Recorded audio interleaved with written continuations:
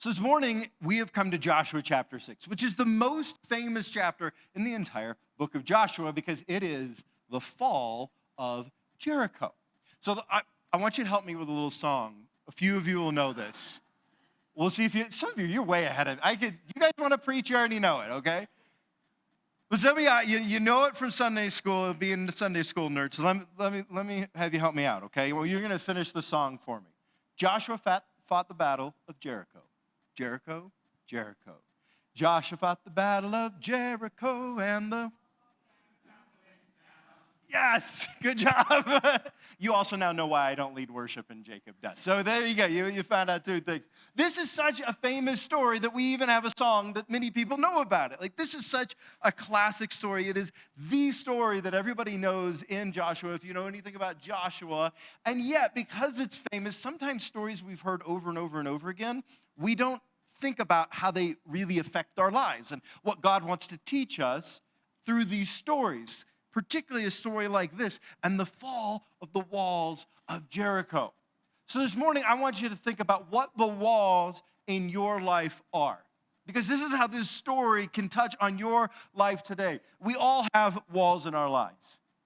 Maybe your walls aren't built of brick and stone like they were in Jericho. Maybe the walls for you are just situation and things in your life where it feels like you can't overcome them. Like you've been praying for the same thing for days or weeks or months or years or decades, and you just can't get through it.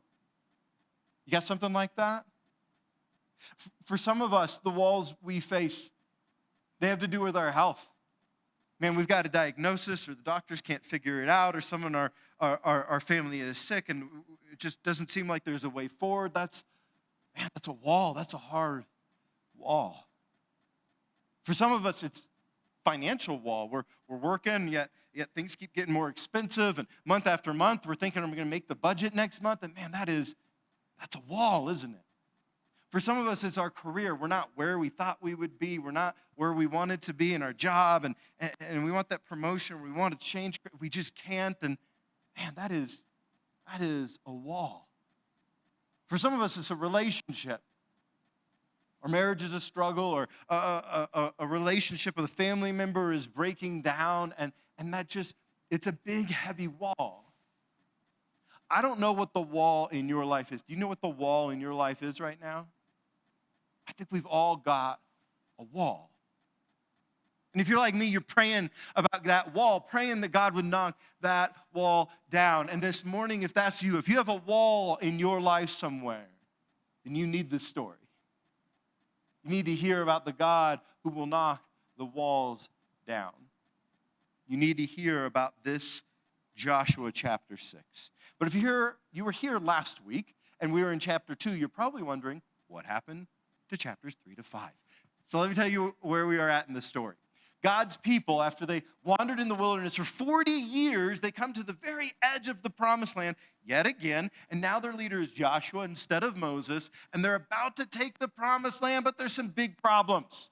One problem is the Jordan River is this really big river, and they can't just take everything over it. They're struggling to get across it. Another problem that they're facing is the land isn't empty, it's occupied. The big, bad Canaanites, they're enemies.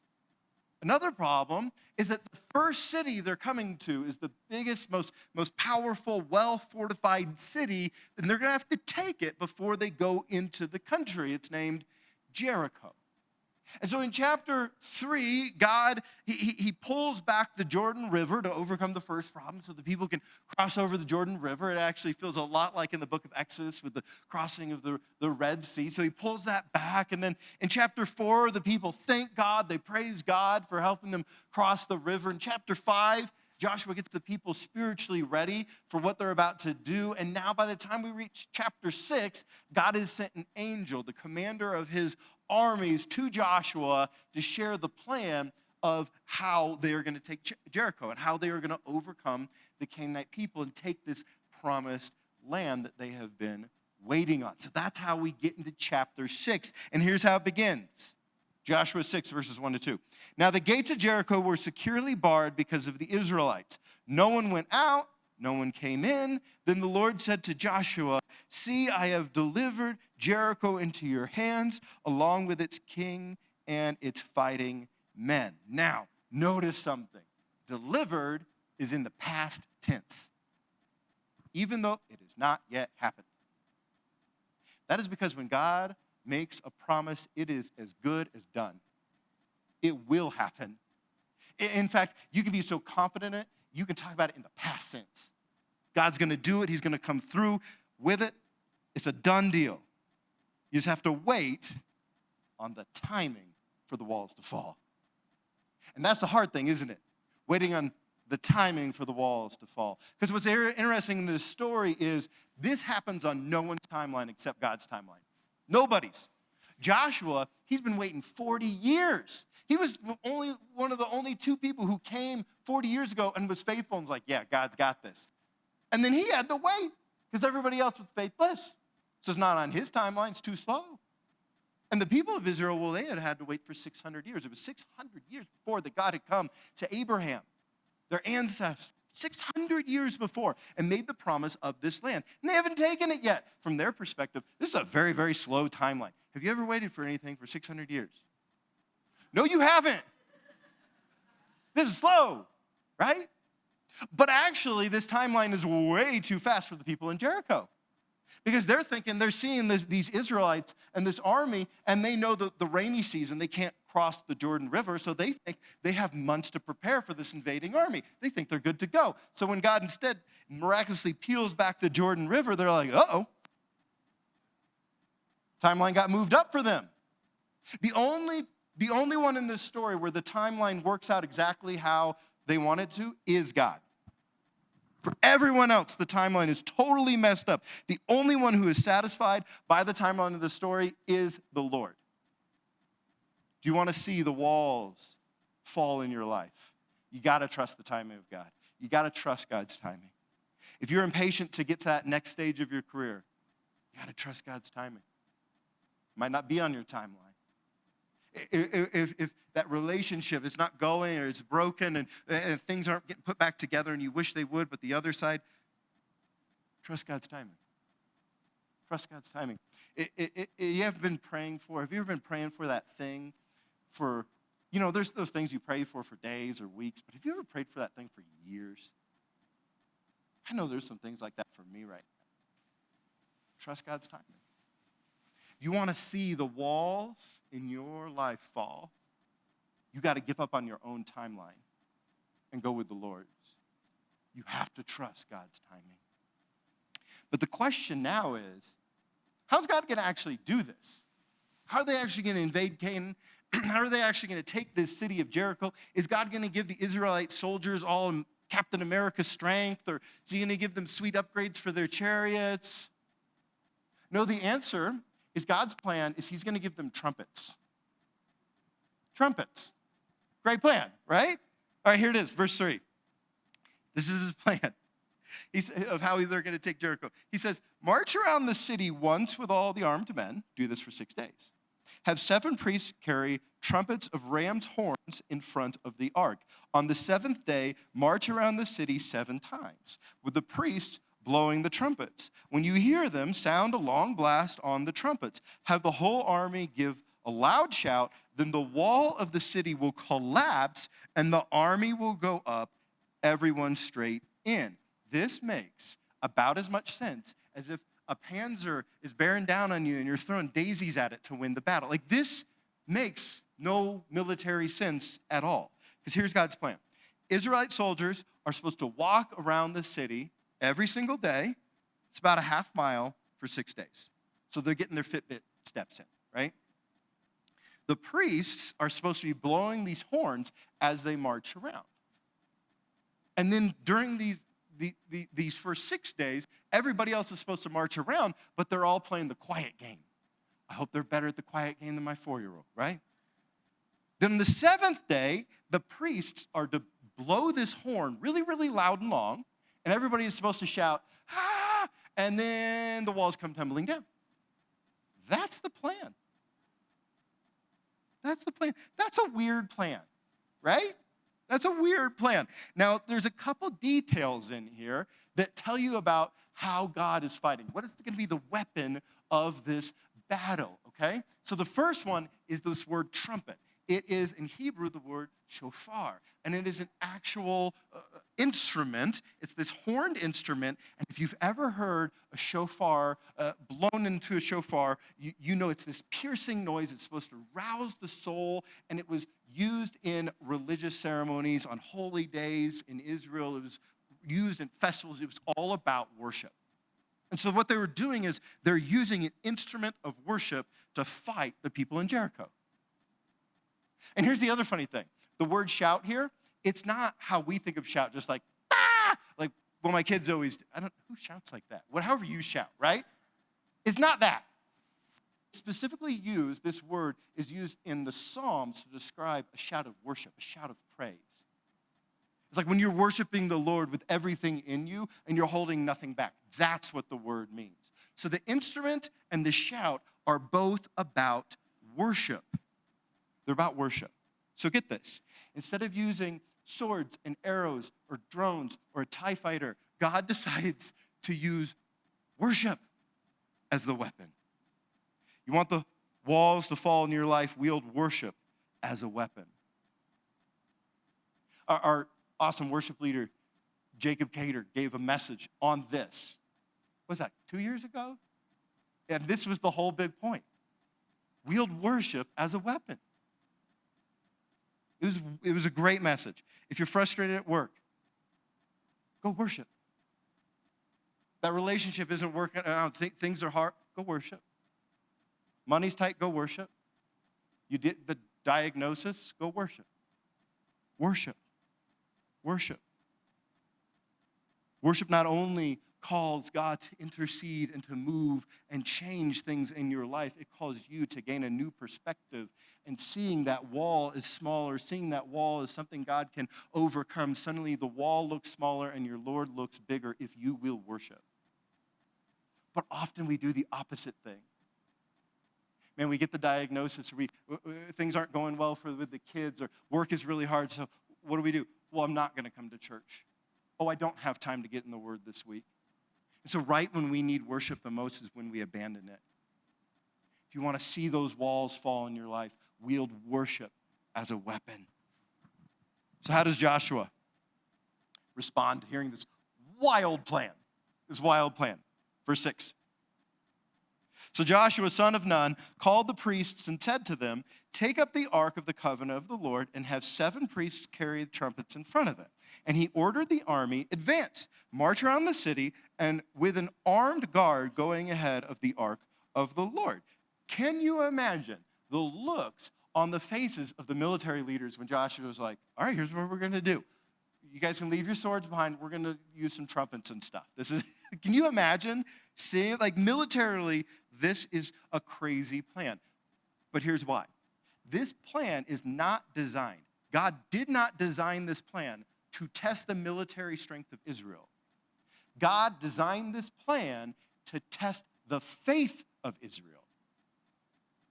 And so sometimes you're going to be going through something in life. And you're going to be, because I've been there, God, get rid of this thing right now. Knock this wall over right now, God. But he's going to leave that wall up, not as a test of your own strength, but a test of your faith. God could have immediately knocked the walls of Jericho down.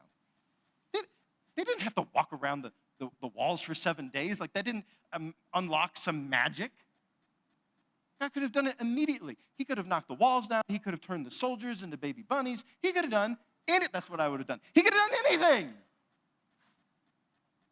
But instead, he designs this plan to test their faith. His people are going to have this act of worship procession for 6 days. Here's the thing. For 6 days, nothing's going to happen. This is so key in the story if you want to understand it. It's not like for 6 days they walk around and every time they're going around, they're like, oh, a brick fell. And they come around and they're like, oh yeah, no, today that side of the wall fell. Nothing happens for 6 days. Nothing. Nothing. It has to be faith. And while the whole time their enemies are laughing at them. That takes faith. It takes faith to not see the victory, to keep praying for it even though you're not seeing anything happen. This is precisely how the New Testament talks about this event. Hebrews 11:30 says this, by faith. Catch that? By faith, the walls of Jericho fell after the army had marched around them for 7 days. Do you want the walls of your life to fall? And keep the faith. Keep the faith. Often, when we get to, maybe you've seen this in your own life, right? When we get to one of those big walls in life, we're praying about it first, but then we get discouraged. And what do? We withhold our worship, and then we get skeptical with God. Man, things aren't going how I want with this wall. So maybe God isn't good. Maybe he isn't real. Maybe he isn't powerful. And so right when we hit that wall, we are faithless instead of faithful. What is so interesting is that the people were supposed to worship before the walls fell. Before. Now, when you worship after the walls fall in your life, that's awesome. So if you see the victory, then you worship, great. But that's thankfulness, not faith. It's already happened. You can't have faith in the past. The faith is, past is a fact. But to trust God with the future is faith. And so if you can worship before the walls fall, oh man, that's where you'll meet God in faith. That's where you'll find him. Do you want the walls to fall in your life? You got to keep the faith. So now that Joshua has told the people this wild plan, the question is, how are they going to respond? Right? Are they going to find a new leader? What's going to go on? Verse 8, when Joshua had spoken to the people, the 7 priests carrying the 7 trumpets before the Lord went forward, blowing their trumpets, and the ark of the Lord's covenant followed them. The armed guard marched ahead of the priests who blew the trumpets, and the rear guard followed the ark. All this time, the trumpets were sounding, but Joshua had commanded the army, do not give a war cry, do not raise your voices, do not say a word until the day I tell you to shout. Then shout. So he had the ark of the Lord carried around the city, circling it once. Then the army returned to camp and spent the night there. So what's the response? Well, they immediately obey, right? They don't go, I don't quite like that plan, let's change it. No, they just obey. It's like I tell my kids all the time, delayed obedience is disobedience, right? They don't have that problem here. They actually obey. They'll have it in other places in the book, don't worry. But here, they obey. They obey. And this is scary obedience. And I mean, that's what obedience is, right? Obedience is really easy when it's easy. Obedience is really easy when you get it. Obedience is harder when it makes no sense. Obedience is harder when it's a challenge. So this is scary. These soldiers of Israel, these aren't Navy SEALs. They're the sons of slaves. They've been just wandering the wilderness. They probably have a bunch of makeshift weapons and rakes, or I don't know if they invented rakes, but it's like they're not Navy SEALs. Like, this is a real ask. Yet they overcome that fear, and they immediately go and they obey God. Do you want the walls to fall in your life? Obey the Lord. The times you hit the walls in life are the times you are most tempted to take a shortcut. But it's the times that obedience are the most important to have. But this is not a popular message today. We often do the opposite. You know, you think of someone who has a business and the business is struggling. They start to pray, God, help us overcome this wall. This is a challenge. But man, there's that tempting shortcut you can take. Well, let's cut corners. Let's cook the books. But right in that moment is when God's calling you to obedience the most. Man, relationship stuff is hard. I'm not finding the spouse I want. Things aren't working out how I want in my relationships. And so I'm going to sleep with someone that I'm not married to. I'm going to take that shortcut. I'm going to take the shortcut. Man, that's right in the moment where obedience, it's the most important thing that there is. Why would God knock down the walls for someone who is working against his ways? Do you think these walls fall down for Jericho if the people are like, oh no, we're going to do it our own way? No. That is the story of Israel, of stuff not working out because they disobeyed in a lot of the Old Testament. Do you want the walls to fall in your life? obey the Lord right when it's tempting. I get it. It's the most tempting to not obey him is right when you got to stick in there and be obedient to his word. So what's going to actually happen? We've heard the plan a couple times now. What's going to actually happen as they begin to march around this city? They're going to do it now. What's going to happen? Verse 12, Joshua got up early the next morning, and the priests took up the ark of the Lord. The 7 priests carrying the 7 trumpets went forward, marching before the ark of the Lord, blowing the trumpets. The armed men went ahead of them, and the rear guard followed the ark of the Lord, while the trumpets kept sounding. So on the second day, they marched around the city once and returned to the camp. They did this for 6 days. On the 7th day, they got up at daybreak and marched around the city 7 times in the same manner, except that on that day, they circled the city 7 times. You don't have to be a Bible scholar to get the emphasis here. 7, right? Did you catch it? 7 priests, 7 trumpets, 7 days, marching 7 times on the 7th day. 7 is a number of God's perfection, his completion. And it's God's way of saying, symbolically, okay, you've waited 600 years. I want you to know I'm going to perfectly take care of this. I'm going to perfectly complete this promise I made to you so many years before. Verse 16. The 7th time around, when the priests sounded the trumpet blast, Joshua commanded the army, shout, for the Lord has given you the city. The city and all that is in it are to be devoted to the Lord. Only Rahab the prostitute and all who are with her in her house shall be spared because she hid the spies we sent. But keep away from the devoted things so that you will not bring about your own destruction by taking any from them. Otherwise, you'll make the camp of Israel liable to destruction and bring trouble on it. All the silver and gold and articles of bronze and iron are sacred to the Lord and must go into his treasury. God went out of his way to make sure that his people weren't even coming close to touching the worship items of the Canaanites. If you are trying to figure out how close you can get to getting along with the world, going the ways of the world, you're asking the wrong question. Verse 20. When the trumpet sounded, the army shouted. And at the sound of the trumpet, when the men gave a loud shout, the wall collapsed. So everyone charged straight in, and they took the city. They devoted the city to the Lord and destroyed with the sword everything living in it, men and women, young and old, cattle, sheep, and donkeys. The victory for the Israelites is amazing. But the judgment of Jericho is terrifying, isn't it? It's terrifying. Everything and everyone is destroyed in the city. Outside of Rahab, the people who were with her, her family, the people that she reached with the message of God.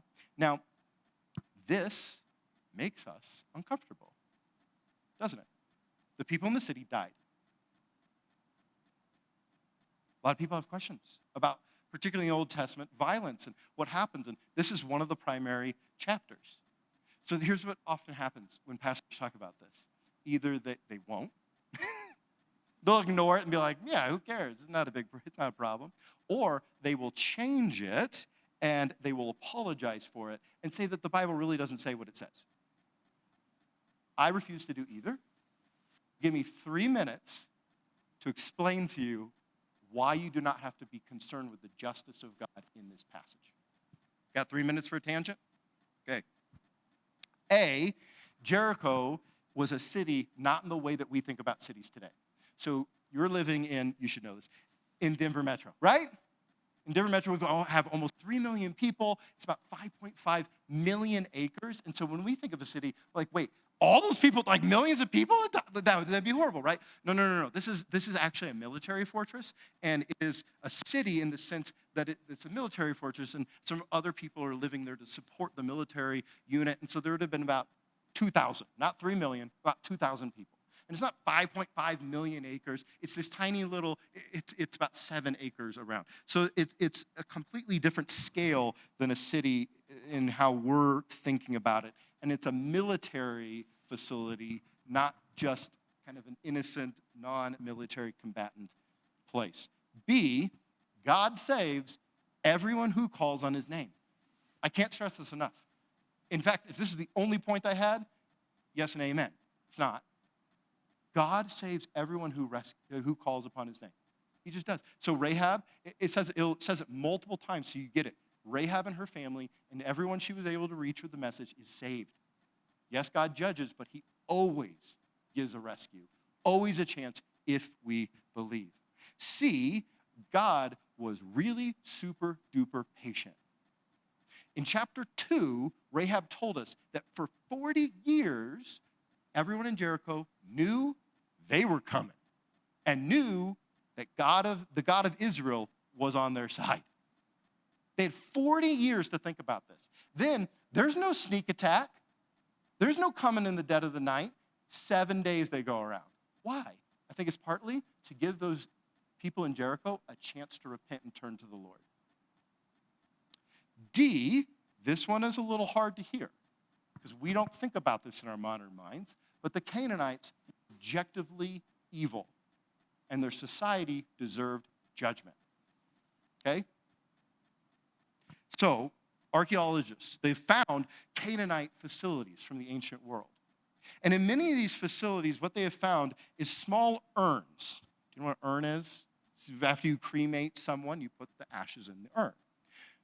The weird thing they found when they tested these Canaanite urns is that they were all filled with the ashes of infants. And on the front of it were, well, in English, it would translate to MLK, or the god Moloch, the Canaanite god. And what archaeologists have found is that they were performing child sacrifices. That when an infant was born, they would go to the temple and there would be this statue of Moloch with his hands out. And they put the baby on the elbow and it would roll into the fire. And that was a normal occurrence. God will judge and should judge societies that murder their own babies. Okay? If you had God's power, which you don't, you should have judged them too. And that's heavy, but it's real. But E, we must be clear. God is a God who judges. Often people act as if, man, the God that destroys and judges, that's just an Old Testament God. He kind of grew up. He got over that phase, and now he's not into that. And that's a lie. Listen to what the New Testament says about what God's going to do at the end of time. 2 Peter 3:7. By the same word, the present heavens and earth are reserved for fire, being kept for the day of judgment and destruction of the ungodly. Same ideas in Jericho. Like in Jericho, God absolutely and always rescues those who call upon his name. There is always a way. Always a way, and the way for us is Jesus. If we turn to Jesus and rely on the grace of his death and resurrection, we too will be rescued. But yes, all those who refuse to call upon in the name of God, they will face God's judgment. And that is an Old and New Testament concept. So, while parts of that are super heavy and hard to hear, God did not violate his own justice through the violence of this chapter. Nor do we have to pretend like it didn't happen. God was just. In fact, God's justice demanded that this happened in Joshua chapter 6. But in our modern mindset, what we prefer is a God with no judgment at all. So what we do is we invent a fresh new God who never judges, never punishes, accepts all of our changing moral standards because we have no respect, no fear, and no reverence for God. So if you want to see the walls in your life fall, you have to revere the real God. We have a massive problem in our society inventing our own God of our own flavors. God is not Baskin Robbins. There's not 31 flavors, man. There is one God, and his name is Jesus Christ. Millions of people are praying to false gods of their own invention for them to help overcome their walls. And then when the walls of their life don't fall, they're like, what's going on, God? Why aren't you doing this? It's because you're praying to a God that doesn't exist. If you want your prayers to be heard, if you want to see God divinely, supernaturally overcome that wall in your life, you got to pray to the real God, the real Jesus Christ. Not just one that makes you feel exactly how you want to feel, who agrees with you on absolutely everything. No, you want to revere the real God. Do you want the walls to fall in your life? Revere the real God. revere the real God. So how does this amazing story end? We're in chapter 6 again, verse 22. Joshua said to the two men who had spied out the land, "Go into the prostitute's house and bring her out and all who belong to her in accordance with your oath to her." So the young man who had done the spying went in and brought out Rahab, her father and her mother and her brothers and sister and all who belonged to her. They brought out her entire family and put them in place outside the camp of Israel. Then they burned the whole city and everything in it. They put the silver and gold and articles of bronze and iron into the treasury of the Lord's house. But Joshua spared Rahab the prostitute with her family and all who belonged to her because she hid the men Joshua had sent as spies to Jericho, and she lives among the Israelites to this day. The book of Joshua was written while Rahab was still alive. Did you catch that at the end? Which means you're not reading a random story written a couple hundred years later. You're reading an eyewitness account. This really happened. God really followed through on his promise to save Rahab and her family. In Joshua 2, we're told that Rahab's home was built into this wall of the city. Well, archaeologists, when they discovered the city, they discovered that all the walls of Jericho had fallen, which is remarkable, except one little section. I wonder why that is. Because this really happened. This is a historical event. God keeps his promises. He kept his promise to Rahab, and he'll keep his promises to you. Do you want the walls to fall in your life? Trust God's promises. But this means two things. It means we do not hold God to promises he never made, and it means we can be completely trusting God in the promises he does. So God, this is one of the mistakes I see with this the most. God has never promised you an easy life, and he did promise that your walls will be torn down when and how you want. He didn't make that promise, so don't hold him to it. But I'll tell you what, God has promised that he will always be there. God has promised that he will be present, the Holy Spirit, in and through you if you believe in Jesus. God has promised you, that if you believe in Christ, you will be saved. God has promised you that his Spirit will comfort you when the walls are their tallest. God has promised you his presence. God has promised you and he will hold true to those promises. And so you can have total faith in the promises he has made. But please, please, please, don't hold him to promises he hasn't. Do you want the walls to fall in your life? Trust God's promises. So what can you take away? What we can take away from this incredible story of the walls of Jericho falling. Here it is. The walls will fall. And I know that's hard to hear because maybe you're like me and there's certain things you've prayed for years and it just feels like the wall keeps getting taller. And you need to hear this morning, the walls will fall. The walls will fall. I don't care if it's with your health. I don't care if it's something with your finances. I don't care if it's something with one of your children, your marriage. Like the walls will fall. And you can believe it. You know what's so interesting about this story is that during the early 1800s, scholars began to think that this story was totally made up because they couldn't find Jericho. They couldn't find the ruins of this city. So they're like, oh, this is a made up story. This didn't happen. Then in 1868, they discovered Jericho. Yeah, isn't that funny? And there were a couple remarkable things. They discovered that there were all of these barrels of grain full to the top still. Now, that makes no sense because when they discovered the city, they could tell that the city had been invaded by some sort of army and had been destroyed by an army. Now, what is the first thing an army does when they invade a city? Well, they're going to take the food and eat it. But they didn't. Well, in this story, it says don't take their stuff. God said don't mess around with their things. You're just going to devote it all to me. That only makes sense if this story is true. They also found in the city that there were about 3 feet of ash. So the archaeologists discovered that the city had not just been knocked down, it had been burned. That only makes sense if this story is true. This really happened. God really caused the walls to fall in Jericho, and he can cause the walls to fall in your life too. The walls will fall. Whatever you are facing right now, it might be too big for you, but it's not too big for the Lord. Your walls are never too tall and never too thick for him. So will you trust God's timing? Will you wield worship as a weapon? Will you keep the faith? Obey the Lord? Will you revere the real God? Will you trust God's promises? Because I believe if you do, the walls will fall. And I know that they will because I've seen it with my own eyes.